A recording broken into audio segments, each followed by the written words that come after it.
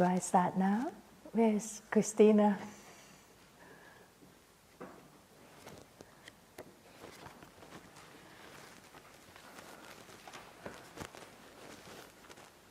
Oh, sure.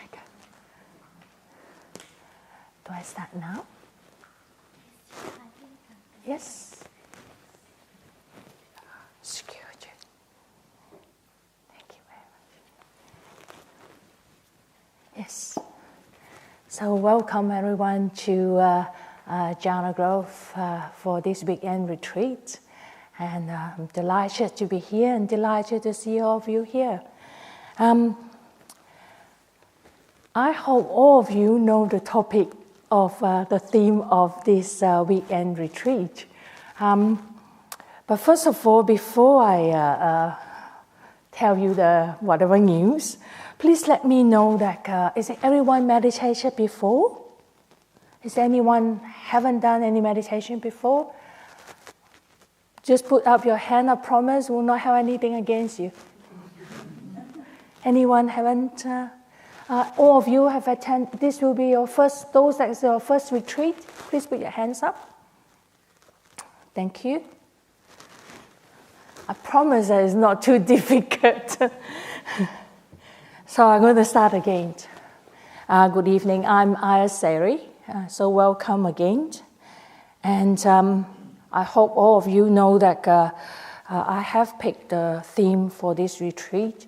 I purposely asked people to to put it onto the when you book for the retreat, so that you know the theme before you come in. So I actually did prepare. So we are going to investigate and look into old age, sickness, and death. And if you start panicking, you are allowed to have full permission to leave any time. But I promise it's not too difficult. I'm not going to talk about it. Thank you.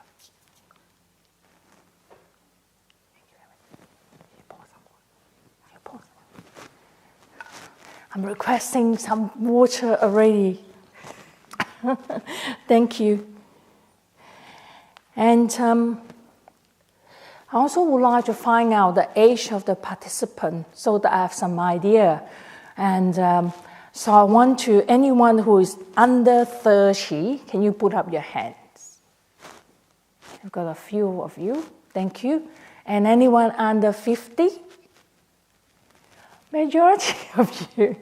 Thank you. Don't need to. Anyone over 50, over 60?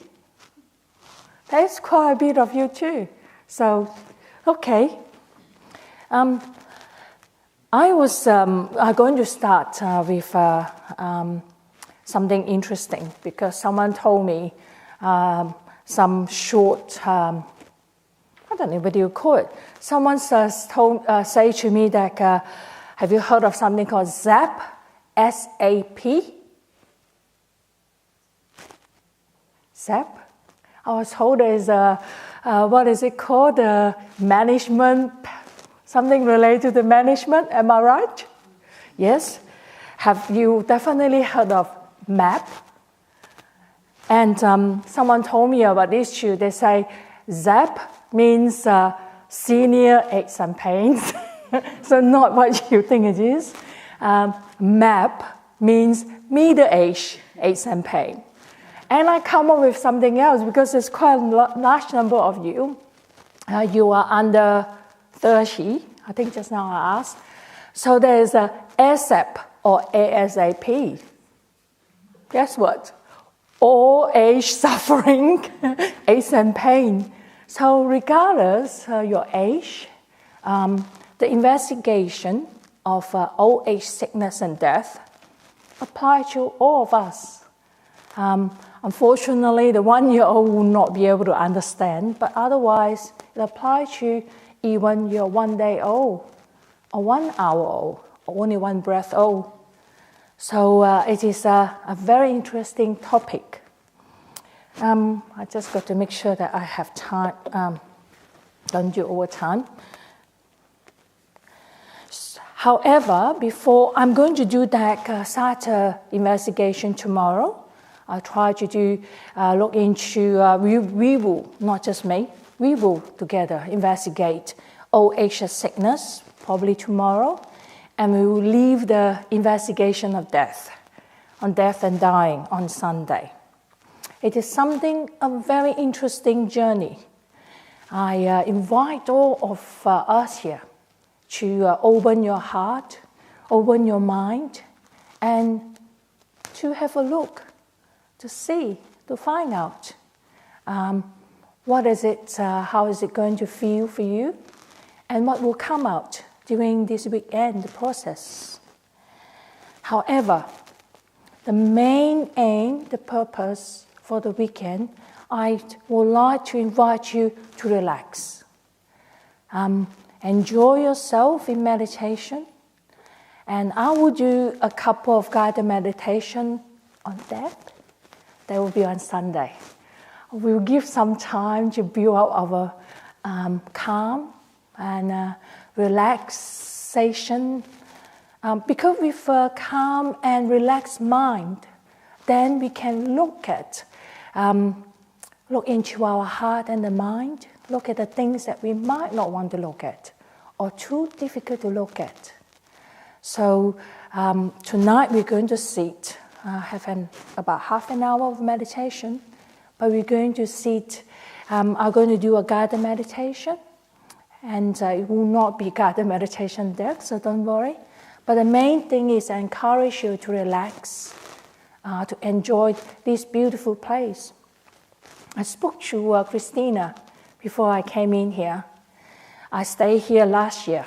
I spent the whole year here. And I told her that I felt like I'm coming home. I went up to, I normally like to go up to the boundary where there's lots of shields. That's my favorite place. I call it my secret gardens. You're welcome to go to have a look. So what I mean by relax, went up to go to have a look, walk around. I think make sure that you follow the bushfire procedures by putting down or record your directions of your walk. So please make sure that they're safe. But go out and relax and enjoy. I don't think it's that hot this weekend. So when you got a chance, go up to have a look, walk around. I think there's walk organized as well tomorrow afternoon. And so please join in so that you are familiar with the terrain or the Jhana growth. And I must say you probably have feel it already. You feel the beautiful quietness and the calm environment of Jhana growth. That's very conducive to investigation of our mind. So now I'm going to offer the refuges and the 5 precepts. I assume everyone know about the 5 precepts and the refuges. So anyone never taken any refuges before, or the 5 precepts before? Yeah, okay. I'm going to say a few words about it. For refuges, I think, what is the page? Anyone can tell me the page for the 20? Thank you. So there you go, page 20.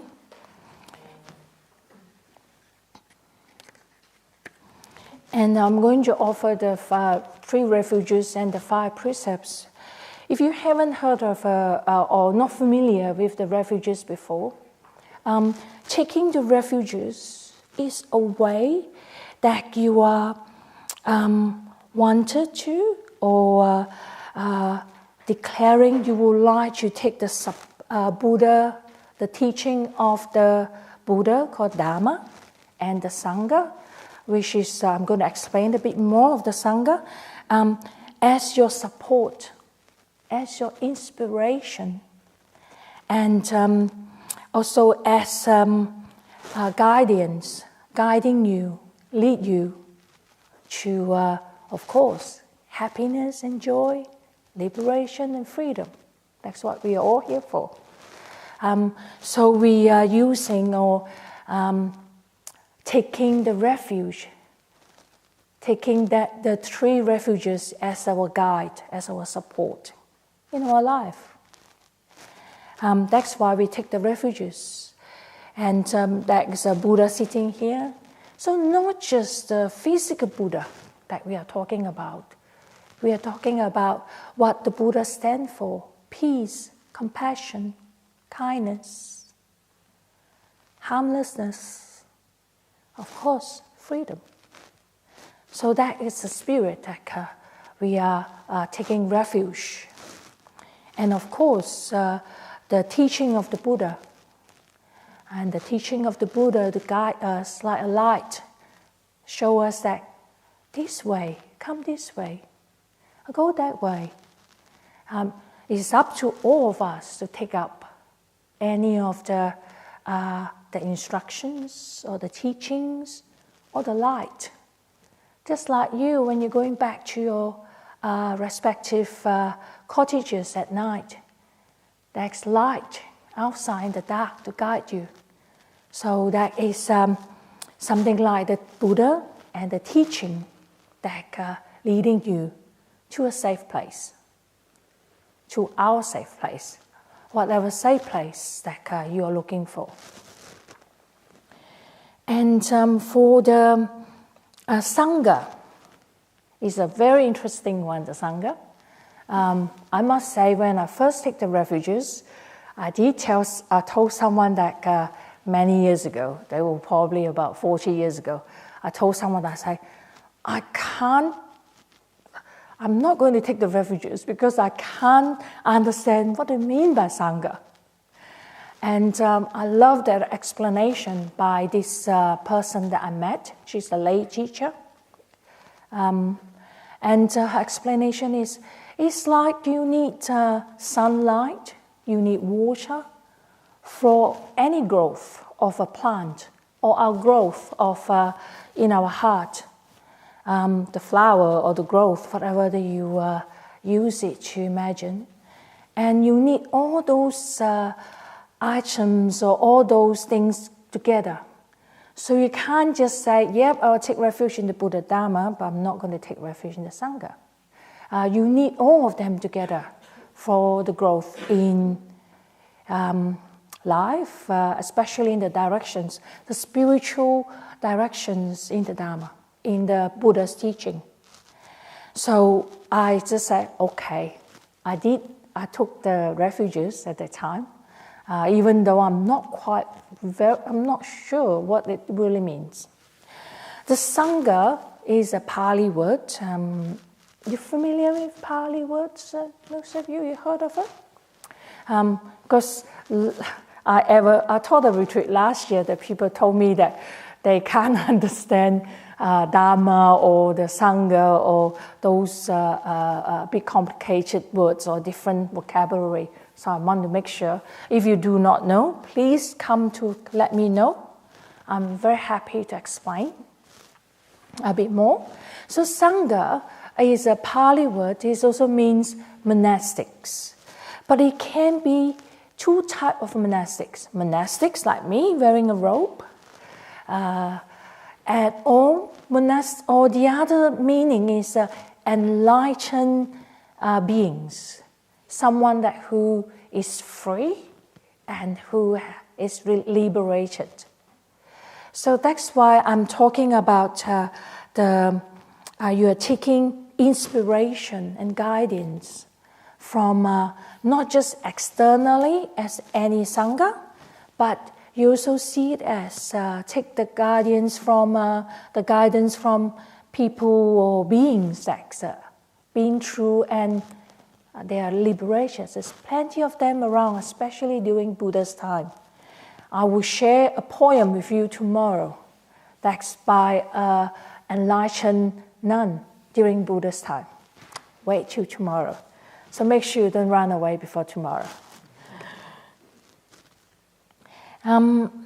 So that is we are taking refuge taking our inspiration from the idea or the ideal of the Sangha, the liberated beings, that who is kind, compassionate, and equanimous, all those qualities that we would like to aspire to. So that is refuges. And I'm going to offer the 5 precepts. I assume some of you will want to take the 8 precepts. So anyone would like to take the 8 precepts? Okay. So I'm going to explain the 5 precepts. The 5 precepts so that will be in the second page, which is on 22. It is not something that you must keep to the letter, otherwise you'll be excommunicated. It is not that way. It is a training and something that we would like to keep on practicing towards. We will refine our way of doing things. If you make a mistake, it doesn't mean that you're a bad person. Not that way. It's just a way that to provide us the opportunity to keep on trying. So I'm just going to read it out first. So the first one, I undertake the precepts. I'm going to say that in Pali, and so Pali is on the 22, but the English is on 23. I'll explain a bit more why we say that in Pali. I undertake the precept to refrain from destroying living beings.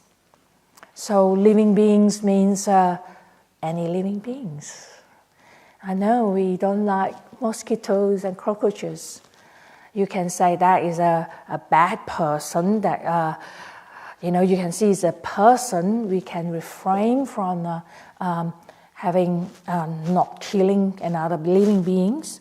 But we taught other creatures, it is, we don't really like it. We can get rid of it. I have this, actually sometimes we got to see that all beings, they are just like us.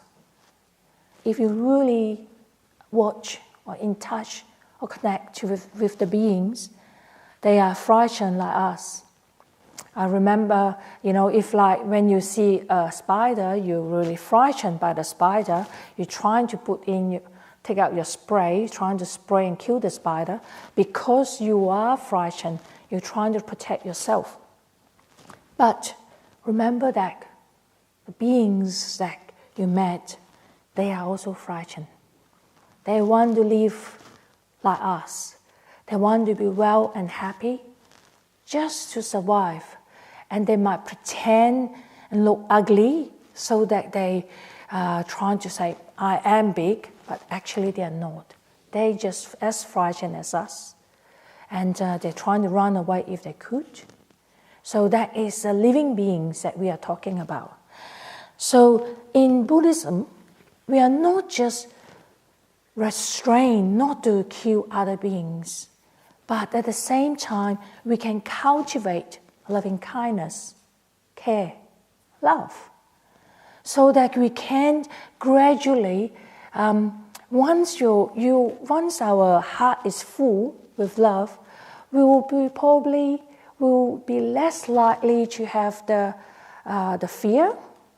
Actually, we're going to look more about fear and anxiety, because not just to other beings, fear and anxiety to old age, sickness, and death. Fear and anxiety to anything back around us that we are not familiar with. Like if you are here for the first time, you're not sure what is going on. And these bald-headed nuns are sitting up here, telling you that we are going to look into old age, sickness, and death. So anything that we are not certain, that is fear, that's anxiety. Probably not fear, much more anxiety and worry. So that includes into our emotions that we might want to destroy something.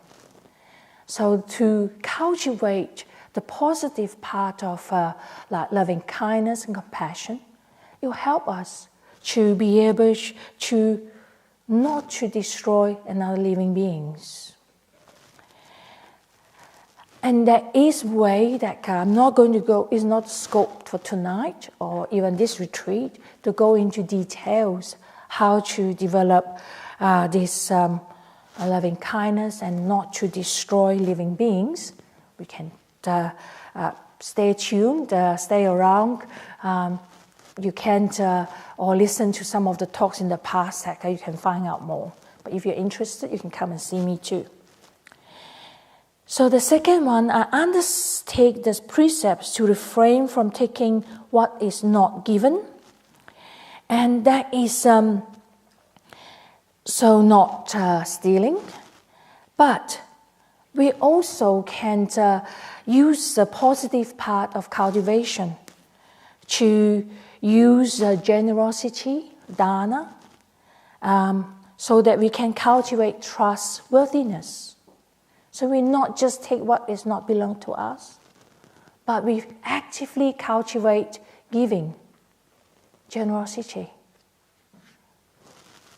And the third one, I undertake the precepts to refrain from sexual misconduct.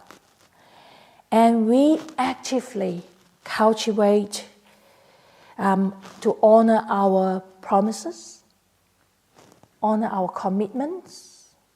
That is a cultivation that we can do. Not just refraining not to do something.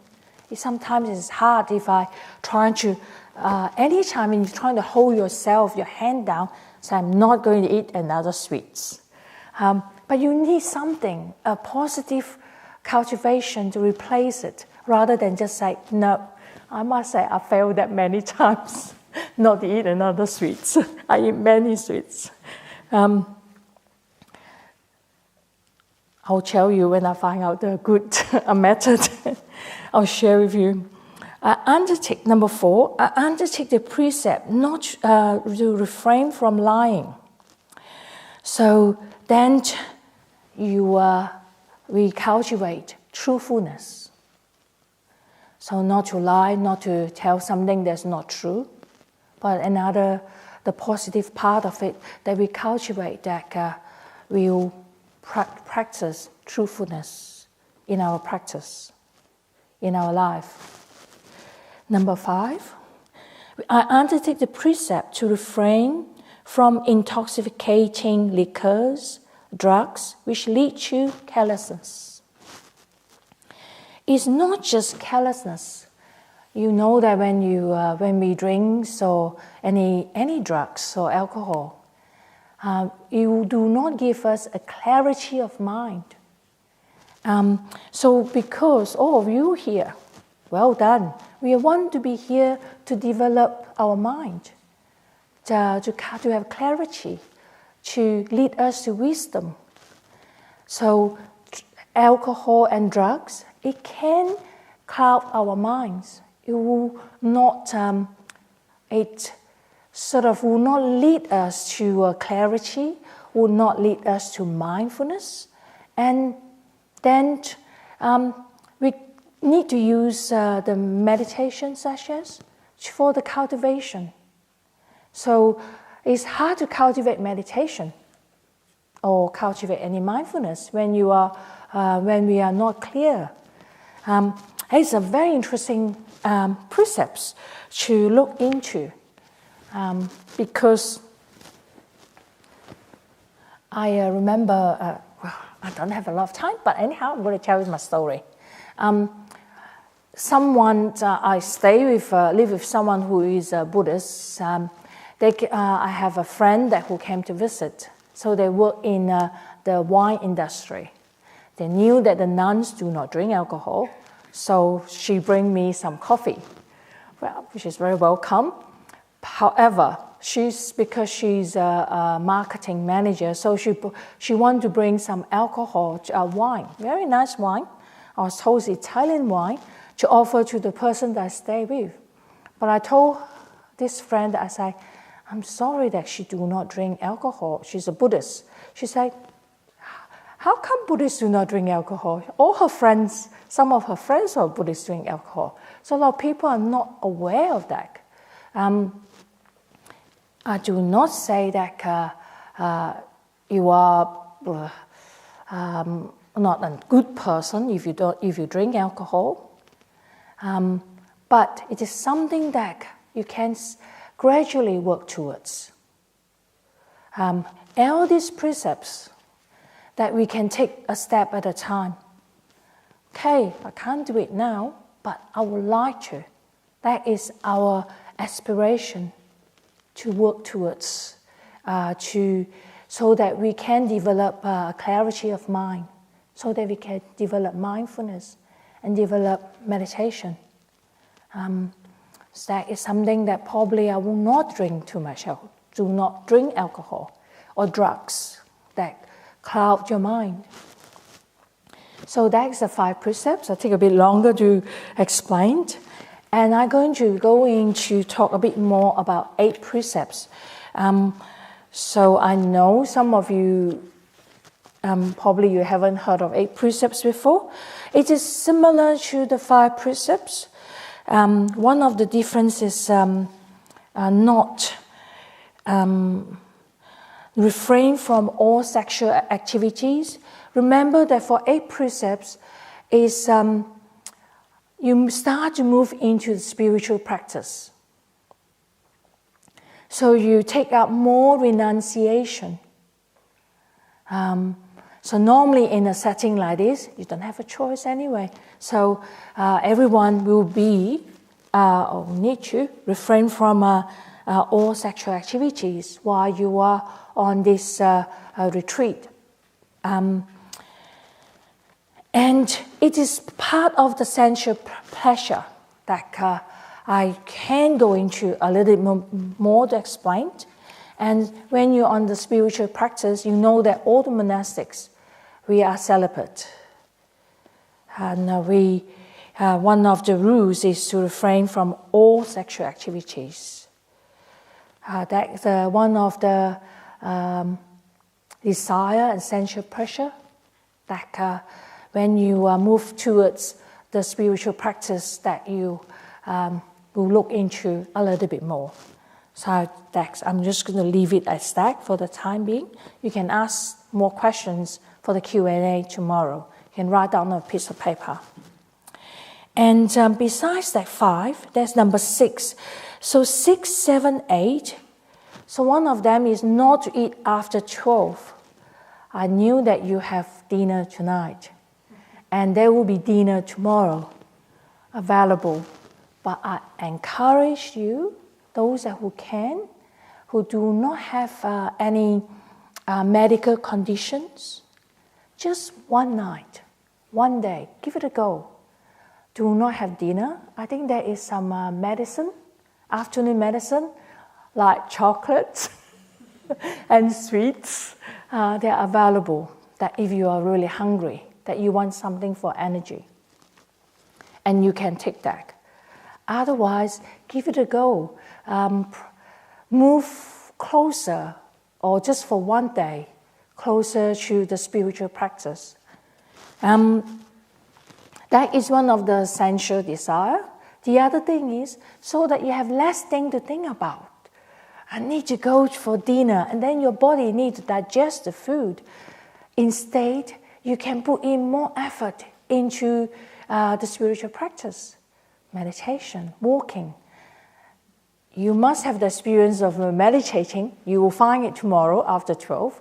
You will feel very tired and drowsy because all the blood going into the digestion. So without that, you're free. Your body system is free. And to put the awareness and concentration into the practice of meditation or walking meditation, rather than it all rush into that for digestion. Give it a go and see how you feel. That is the experiment. So eventually, you can go to 5 days retreat, 9 days retreat. I don't think there's any dinner that you can have at 9 days retreat. So it's a good start for you, for everybody. Number 8, undertake the precepts to refrain from a high or luxurious bed. And number 7, I undertake the precepts to refrain from entertainment, beautification, and adornment. So there is definitely no television around. I have also another challenge that I throw at you. That's your mobile phone. If you can, give it a go. Switch it off. Just for one day. Sunday, all of us are going home. Then you can switch on the phone at 12 o'clock after lunch. So this is less than 48 hours. It is not a rule, but a challenge. As a challenge. So see how you feel about not to have entertainment, not to have distraction of messages sending in through anyone. I know if you have emergency, keep it on. If someone that might need to contact you, but otherwise, give it a go. Besides, it is we may call it a spiritual practice because you need to practice renunciation. You don't have that distraction there, so that you can look into, all of us can look into our heart and our mind. What is there? It's probably more interesting. It's like a whole television here for you to look at. You don't need to look outside. You can look inside to see what is going on, rather than pay attention to all the distraction outside. So that's one of the reasons for that. So that's a challenge for you to look at. And not to sleep on the luxurious bed. As you know, all of you have simple bed. As simple as it can be. And so that is a way to relinquishment. So when you stay here, you can't have whatever bed that you have at home. You got to relinquish that touch of sensual pleasures that you always enjoy. We're going to talk a little bit more about it tomorrow, about sensual pleasure. Because one day, we don't have a choice. The sensual pleasure will not be there for us, no matter how old you are. We cannot have the teddy bear that will like to hug. Because with sickness and death, they do not have a choice. So that's something that's why we talk about spiritual practice. It is something that we can move towards to, letting it go, relinquishment. So I leave it to you. You don't need to tell me whether you have your dinner or you switch off your phone or not. It is up to you, the challenge. Whatever you are comfortable with. Okay, now I'm going to offer the refuges and the precepts. So those who like to can take the refuges all together, whether you are taking 5 or 8 precepts. But if you are not taking any 8 or 5 precepts, you are invited to stay here and enjoy our lovely chanting. So I'm going to chant that in Pali. I think the refuges is on page number 20. So that's in the Pali. Pali is a language that is universal. Whether you are from Sri Lanka, India, or Thailand, or Vietnam, or Australia, or Malaysia, or Chinese, Hong Kong, whatever background you are, in Theravada, the common language that normally we take the refuges and precepts is in Pali. So it is a language that I'm not sure. I need to investigate that is really spoken by the Buddha, but all the scriptures written in Pali. So make us those that encourage our faith. We are a step closer to the Buddha. So let's chant with energy and as loud as you can to declare that you would like to take the Buddha, the teaching of the Buddha, and the Sangha as your support, inspiration, and guidance. So I'm going to say Namo Tassa 3 times, and then you repeat Namo Tassa 3 times before going to the refuges. Namo Tassa Bhagavato Arahato Samma Sambuddhassa. Namo Tassa Bhagavato Arahato Samma Sambuddhassa. Namo Tassa Bhagavato Arahato Samma Sambuddhassa.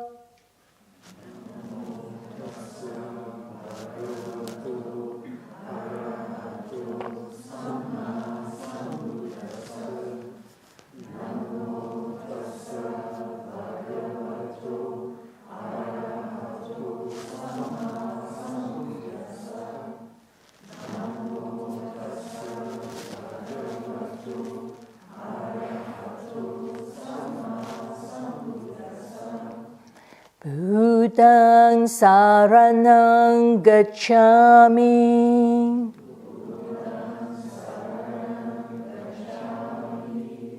Dhammāṃ saraṇaṃ gacchāmi.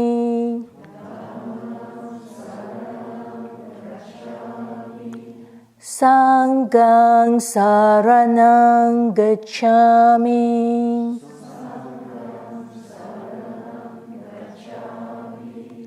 Dutiyampi Buddhaṃ saraṇaṃ gacchāmi.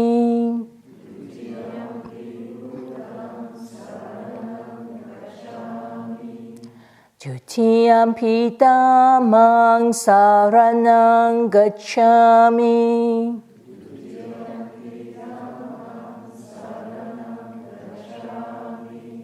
Dutiyampi Sanghaṃ saraṇaṃ gacchāmi.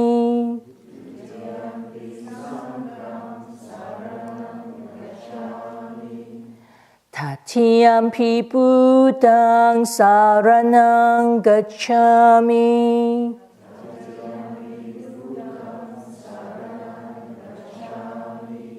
Tatiyampi Dhammāṃ saraṇaṃ gacchāmi.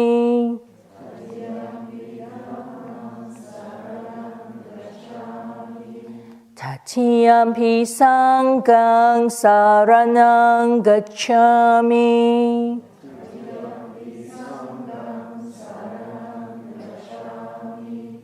Tisarana-gamanaṃ nititaṃ. So I'm going to offer the 8 precepts first. So those of you who would like to take the 8 precepts, please repeat after me. It is on page 28. Panatipata Veramani Sikkhapadam Samadhiyami.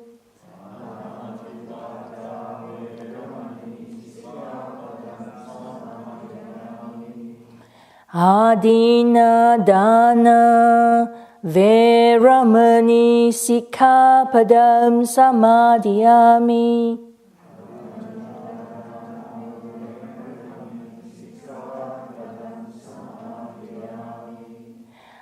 Brahmacharya Veramani Sikkhapadam Samadhiyami.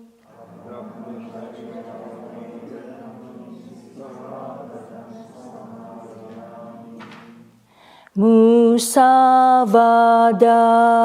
Veramani Sikkhapadam Samadhiyami.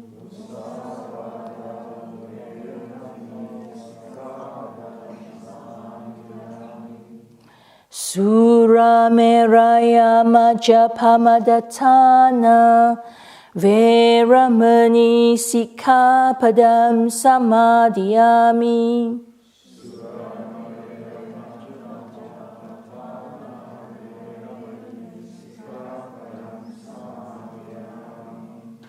Vikala Bhojana Veramani Sikkhapadam Samadhiyami.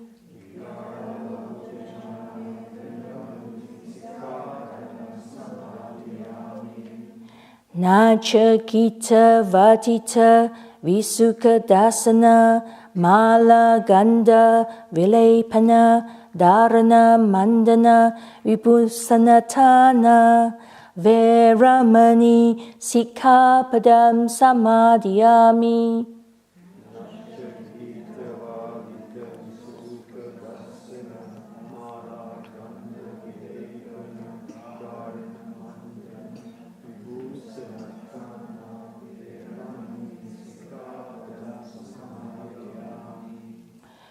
Ucha Sayana Mahasayana Veramani Sikkhapadam Samadhiyami.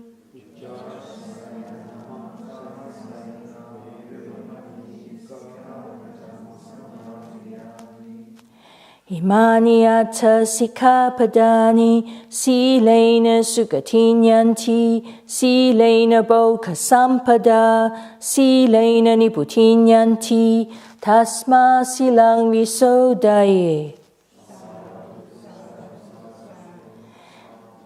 So may you keep these 8 precepts for your happiness, for your prosperity, and for the attainment of Nibbana. And now for the 5 precepts. I think it's 22. So those who would like to take the 5 precepts, please repeat after me. Panatipata Veramani Sikkhapadam Samadhiyami.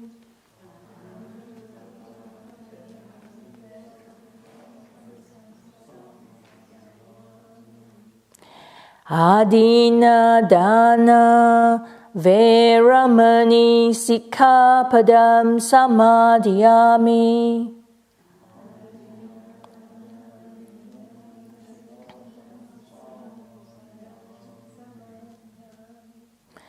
Kame Sumichachara Veramani Sikkhapadam Samadhiyami.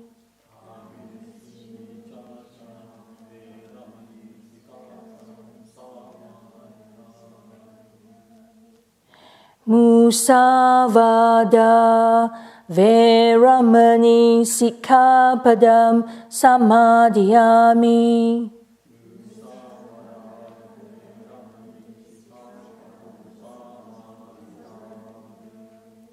Sura Meraya Majapamadhatana Veramani Sikkhapadam Samadhiyami.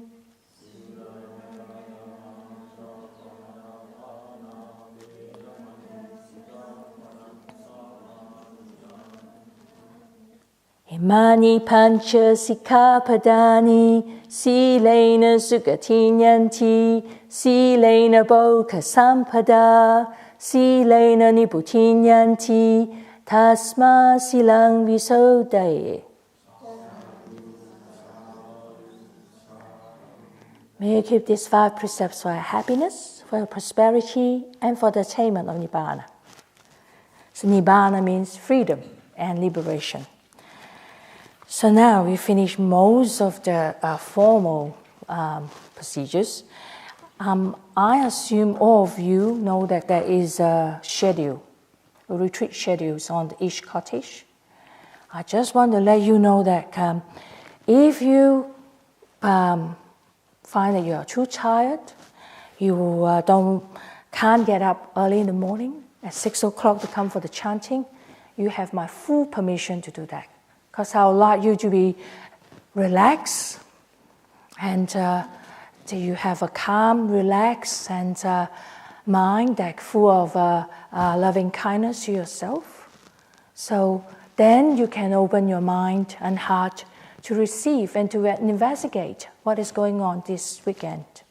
So you can't, if you don't decide not to come into the talk, you have my permission to do that too. So it is up to you. But the main aim of the retreat is to relax, be quiet and calm, and then enjoy yourself.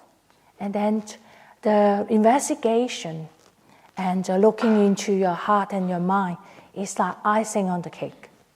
Okay? So Now please get ready. I'm going to do a small guided meditation.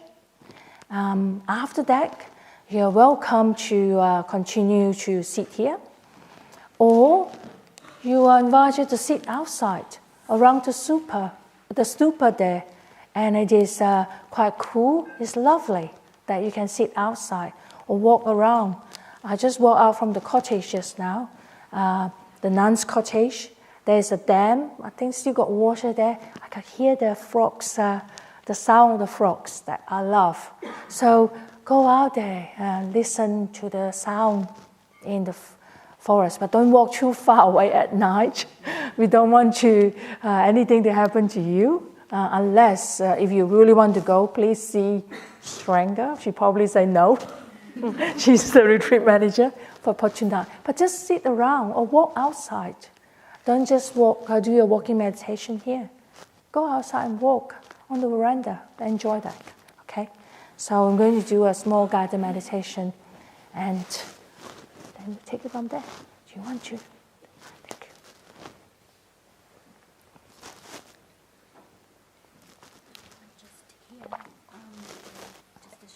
you. Yes, just this one. Thank you.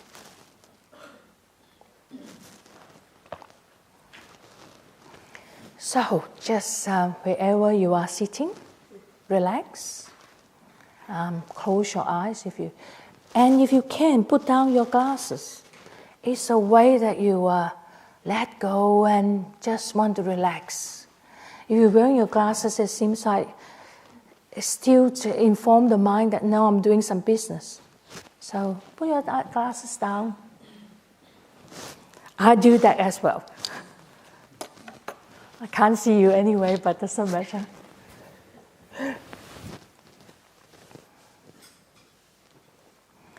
If you wanted to, you can move your body a little bit and shift your body mindfully and slowly to a more comfortable position.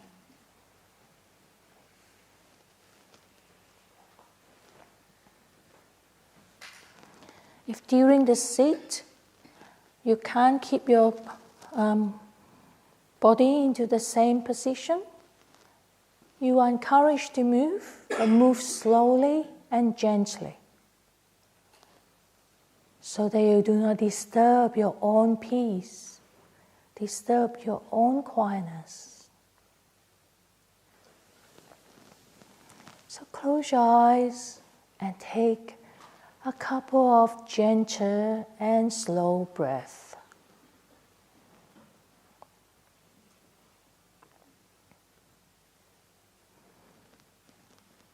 I'm going to lead to start off with a body awareness.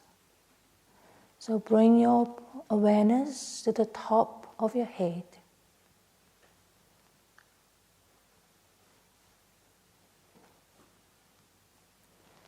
And gradually move down to the front, to the forehead.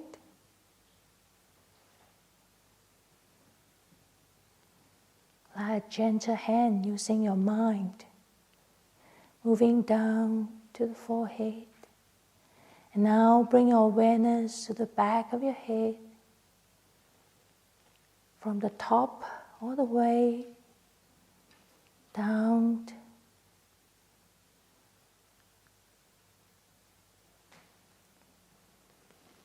to the bottom of the head. Anywhere of your head that is tense or an ache, bring your awareness there. And then let it go. Move to another area. Now bring your awareness to the front of your head, starting with your forehead, moving down to the eyebrow, to your eyes, to the nose, to the cheeks, to your mouth. Put a smile on your mouth. And remind yourself to relax. You're here in a safe place. You can let everything go and relax.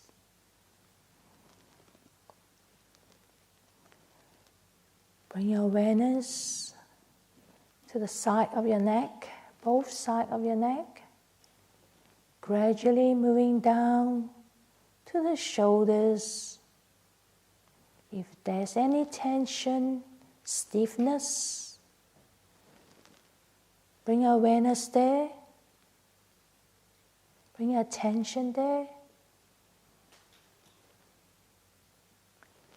And then let it go and move to another area.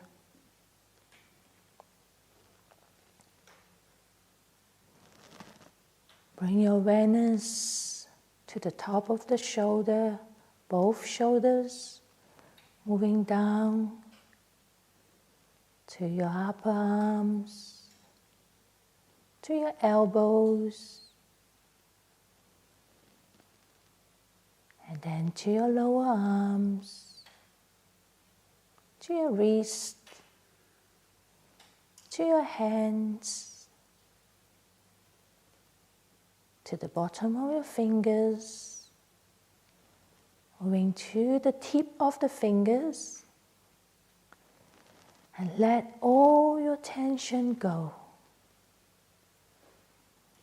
And remind yourself to relax.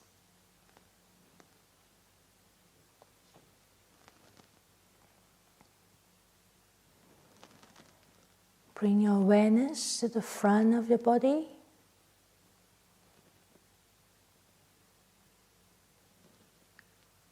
From the neck to the chest, to the waist, to the stomach. Is anywhere that you feel there's tension, a feeling of butterfly in your stomach. Bring your awareness there. And then let it go. Go all the way down to your groin area.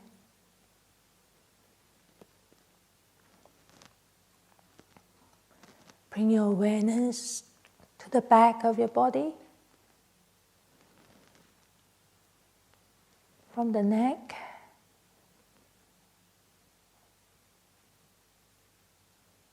to along your spine, moving down along your spine, slowly and gradually, all the way to the buttocks. And spend a few minutes in any area that you feel that is tense, stiff, or pain.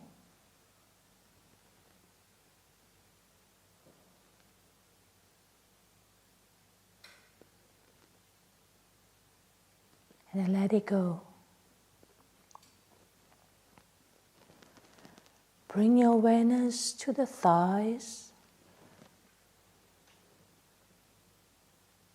moving down to the knees. Use your mind to gently rub on your knees. I've been holding us up all these years. And keep on moving to the lower legs,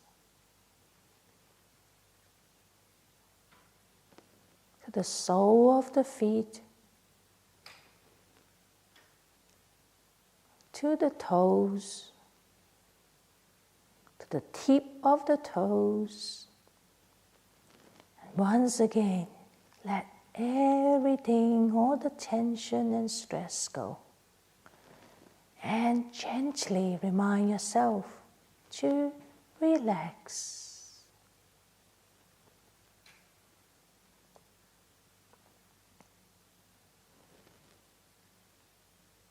Now bring awareness to the silent, the quietness,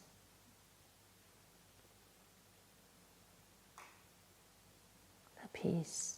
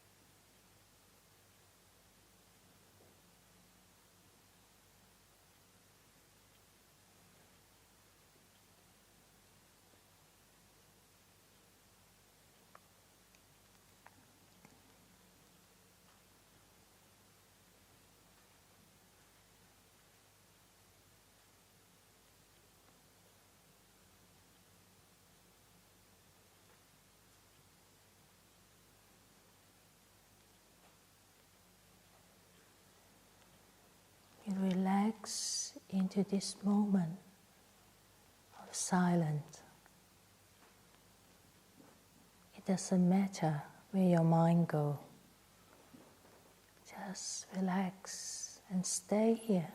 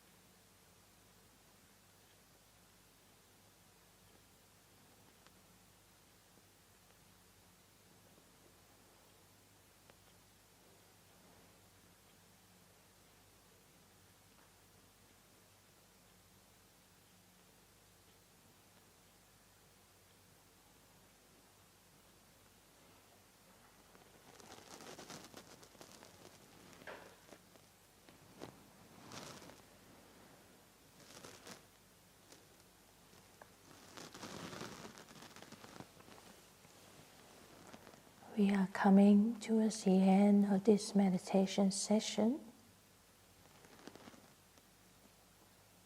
Take a few minutes to see how your mind is. Is it less agitated than before? You feel a little bit more relaxed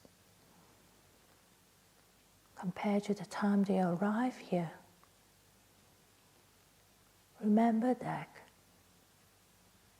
so that you can keep inclining your mind towards that peace, a piece of peace, a piece of quietness. I'm going to ring the bell. You can either continue to meditate here, or you can come up from the meditation and quietly, if you want to go back to your room, or just walk outside.